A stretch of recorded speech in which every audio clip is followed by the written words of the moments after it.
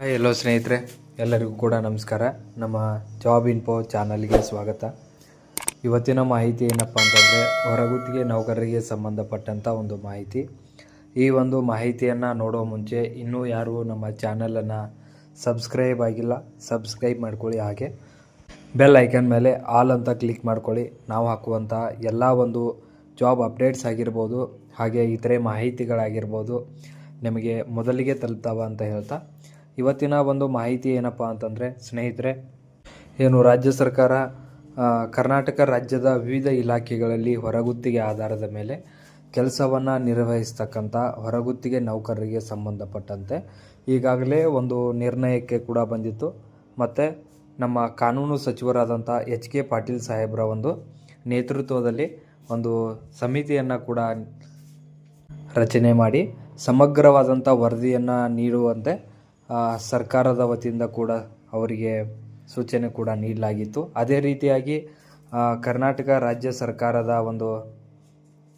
ಈ ಒಂದು ಸಮಿತಿ ಹೊರಗುತ್ತಿಗೆ ನೌಕರರಿಗೆ ಸಂಬಂಧಪಟ್ಟಂಥ ಸಾಧಕ ಬಾಧಕಗಳೆಲ್ಲವನ್ನು ಕೂಡ ಇಲ್ಲಿ ಅಧ್ಯಯನ ನಡೆಸಿ, ಏನು ಹೊರಗುತ್ತಿಗೆ ಕೆಲವೊಂದು ಏಜೆನ್ಸಿಗಳ ಮೂಲಕ ವೇತನ ವಿಳಂಬವಾಗಲಿ ಮತ್ತು ವೇತನವನ್ನು ಸರಿಯಾಗಿ ನೀಡದೆ ತಮ್ಮಲ್ಲಿಯೇ ಒಂದು ಸೊಸೈಟಿಯ ಒಂದು ಅಕೌಂಟನ್ನು ಮಾಡಿ ಆ ಅಕೌಂಟಿಗೆ ಸರ್ಕಾರ ನಿಗದಿಪಡಿಸಿದ ಹಣವನ್ನು ಇಲ್ಲಿ ತೋರಿಸಿ ಅಲ್ಲಿ ವೋಚರ್ಗಳಿಗೆ ಸಹಿ ಮಾಡಿ ನಂತರ ಇವರು ಬೇರೆ ಅಕೌಂಟಿಗೆ ಇವರದೇ ಆದಂಥ ಒಂದಿಷ್ಟು ಅಮೌಂಟನ್ನು ಇಟ್ಕೊಂಡು ಆ ನಂತರ ಉಳಿದಂಥ ಹಣವನ್ನು ನೌಕರರ ಖಾತೆಗೆ ವರ್ಗಾವಣೆ ಮಾಡುತ್ತಿದ್ದು, ಇದು ಕೂಡ ಸರ್ಕಾರದ ಗಮನಕ್ಕೆ ಕೂಡ ಬಂದಿದೆ ಸ್ನೇಹಿತರೆ.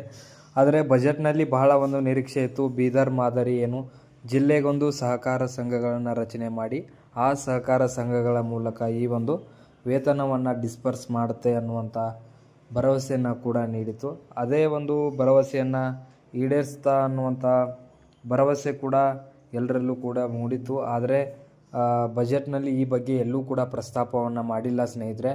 ಆದರೆ ಒಂದಂಥ ಹೋಪ್ ಇದೆ ಸ್ನೇಹಿತರೆ. ಯಾಕಂತಂದರೆ ಮಾರ್ಚ್ವರೆಗೂ ಕೂಡ ಏಜೆನ್ಸಿಗಳಿಗೆ ಸರ್ಕಾರದ ಒಪ್ಪಂದ ಇರುತ್ತೆ.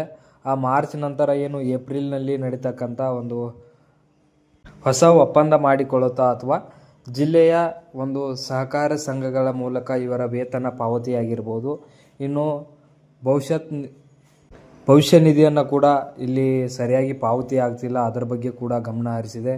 ಮತ್ತು ಇವರಿಗೆ ಸುಮಾರು 10 ವರ್ಷಕ್ಕಿಂತ ಮೇಲ್ಪಟ್ಟು ಕೆಲಸ ನಿರ್ವಹಿಸಿದಂಥ ಅನುಭವಿಗಳು ಕೂಡ ಇದ್ದಾರೆ. ಏನೇ ಆಗಲಿ ಸರ್ಕಾರಿ ನೌಕರರಿಗೆ ಸಮಾನವಾದ ಕೆಲಸವನ್ನು ನಿರ್ವಹಿಸ್ತಾ ಇದ್ದಾರೆ.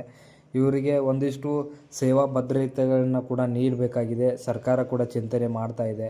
ಚಿಂತನೆ ಮಾಡಿದರೆ ಸಾಲದು. ಆದರೆ ಈಗಾಗಲೇ ಕೊಟ್ಟ ಮಾತಿನಂತೆ ಸರ್ಕಾರ ಬೇಕಾಗಿತ್ತು, ಆದರೆ ನಡ್ಕೊಂಡಿಲ್ಲ. ಮುಂದೆ ಏಪ್ರಿಲ್ನವರೆಗೂ ಕೂಡ ಒಂದು ಹೋಪನ್ನು ಇಟ್ಕೋಬೋದು. ಯಾಕಂತಂದರೆ ಈ ಬಗ್ಗೆ ಸರ್ಕಾರ ಸಮಗ್ರವಾಗಿ ಈ ಸಮಿತಿ ವರದಿಯನ್ನು ನೀಡುವಂಥ ಒಂದು ಪ್ರಕ್ರಿಯೆ ಕೂಡ ಆರಂಭ ಆಗಿದೆ ಸ್ನೇಹಿತರೆ. ಇನ್ನೇನು ಕೆಲವೇ ದಿನಗಳಲ್ಲಿ ಇದಕ್ಕೊಂದು ಇತಿಶ್ರೀ ಹಾಡುತ್ತೆ. ಆದರೆ ಯಾವ ಎಂಪ್ಲಾಯನ್ನು ಕೂಡ ತೆಗೆದು ಸರ್ಕಾರ ಆದೇಶ ಮಾಡುವಂಥ ಒಂದು ಶಕ್ತಿಯೂ ಕೂಡ ಇಲ್ಲ ಸ್ನೇಹಿತರೆ. ಯಾರೂ ಕೂಡ ಆತಂಕಕ್ಕೆ ಒಳಗಾಗಬೇಡಿ. ನಿಮಗೆ ಯಾವುದೋ ಒಂದು ರೀತಿಯಲ್ಲಿ ಸಹಾಯ ಹಸ್ತವನ್ನು ನೀಡುತ್ತೆ. ಮತ್ತು ಒಂದು ಉತ್ತಮವಾದಂಥ ಯೋಜನೆಯನ್ನು ರೂಪಿಸ್ತಾ ಇದೆ.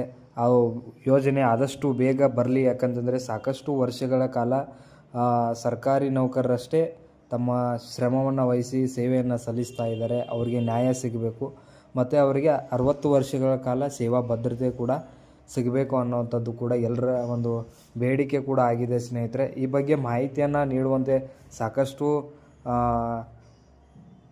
ಉದ್ಯೋಗಿ ಮಿತ್ರರು ಕೂಡ ಕೇಳಿದರು ಸ್ನೇಹಿತರೆ. ಇದಿಷ್ಟು ಈ ಒಂದು ಮಾಹಿತಿ. ಇಂತಹ ಮಾಹಿತಿಗಾಗಿ ನಮ್ಮ ಚಾನಲನ್ನು ಸಬ್ಸ್ಕ್ರೈಬ್ ಮಾಡಿ, ಹಾಗೆ ಬೆಲ್ ಐಕನ್ ಮೇಲೆ ಆಲ್ ಅಂತ ಕ್ಲಿಕ್ ಮಾಡ್ಕೊಳ್ಳಿ. ನಾವು ಹಾಕುವಂಥ ಯಾವುದೇ ಒಂದು ಜಾಬ್ ಅಪ್ಡೇಟ್ಸ್ ಆಗಿರ್ಬೋದು, ಹಾಗೆ ಇಂಥ ಒಂದು ನೌಕರರಿಗೆ ಸಂಬಂಧಪಟ್ಟಂಥ ಮಾಹಿತಿಗಳಾಗಿರ್ಬೋದು ನಿಮಗೆ ಮೊದಲಿಗೆ ತಲುಪ್ತಾವ ಅಂತ ಹೇಳ್ತಾ ಎಲ್ಲ ನನ್ನ ನೌಕರರ ಬಂಧುಗಳಿಗೆ ಧನ್ಯವಾದಗಳು.